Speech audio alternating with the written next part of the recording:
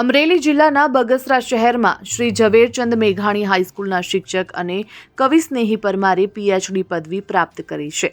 ગુજરાતમાં જાણીતા કવિ અને શિક્ષણ ક્ષેત્રમાં ઉભરતું નામ સ્નેહી પરમારે પીએચડી પ્રાપ્ત કરી. ગુજરાતી બાળ કવિતાની ભાષા પલ એક અભ્યાસ વિષયમાં સ્નેહી પરમારે પીએચડી એનાયત કરવામાં આવ્યું હતું. ચિલ્ડ્રન્સ યુનિવર્સિટી ગાંધીનગર ખાતે 5 વર્ષ સુધી સંશોધન કરી તેમને પીએચડીની ડિગ્રી મેળવવા તેમના માર્ગદર્શક ડોક્ટર પ્રશાંત પટેલનો સહયોગ મળ્યો હતો.